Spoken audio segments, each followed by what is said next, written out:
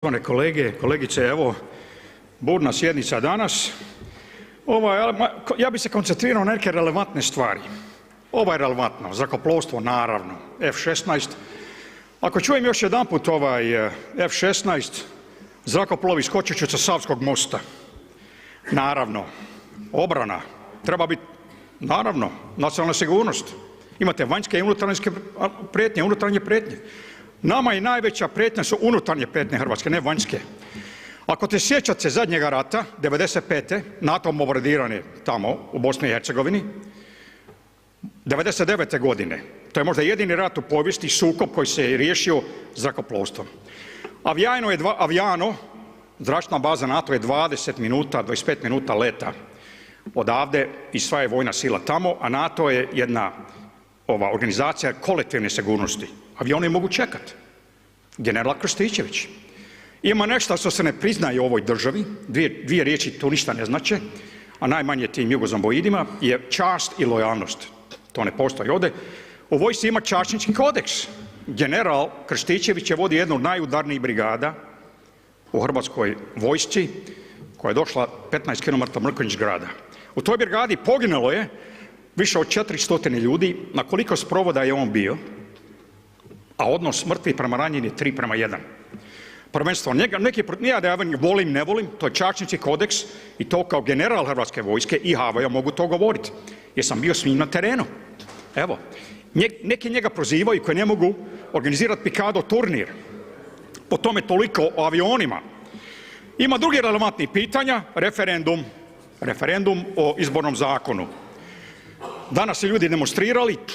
Imamo jednu opasnost da se u Hrvatskoj totalno poruši taj pojam direktne demokracije. Evo, izašlo je više od 10% ljudi na referendum, to se ne priznaje. A to je direktno vezano za zakon o dijaspori koji se sad izrađuje u više ministarstvama i Uredu za Hrvate izvan domovine. Danas su sve maske pale. Danas se je dignuo jedan bivši oficir desantne pešadije koji je rekao da ne želi Hrvate ovdje, da se vrate Hrvati ovdje. Sve su maske pale. A to je zašto Hrvatska je kakva je.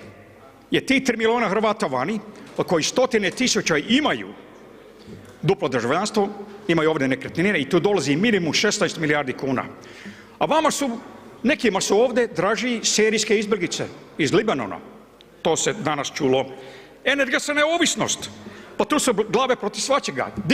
Digitalizacija ovih knjiga, zemljišnih knjiga, 5%.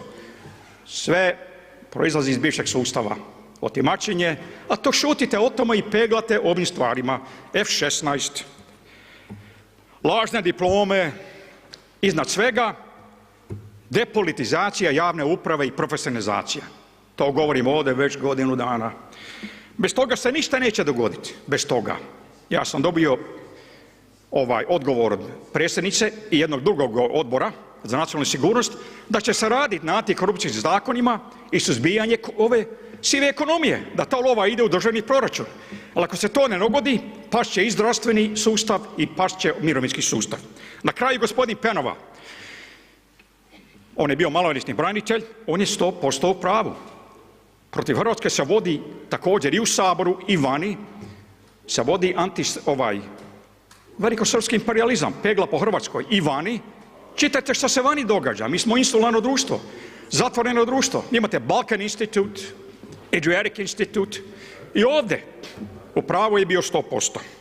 Ali, mladi gospodin Penova, gradonačelniče, jednu ste grešku napravili zato ili ste shvatili, niste shvatili da je u bivšoj državi bilo 370.000 Jugoslavena. Gdje su otišli? Tu su u Saboru. Oni žive od ove države. Na HTV-u, na drugim mjestima i oni žive od organizma koje napadaju jer nikad nisu željeli Hrvatsku državu.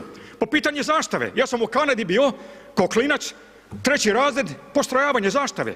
Ako ćeš biti u Hrvatskoj, poštivat ćeš zakone Republike Hrvatske, stat ćeš za zastavu i za himnu koja je simbol jedne države.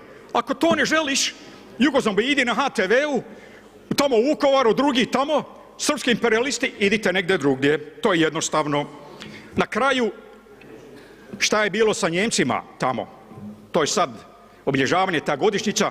40.000 djece Njemačke je otišla u Beograd i ubijeno 66 000 Nijemaca koji su živjeli u istočnoj Slavoniji.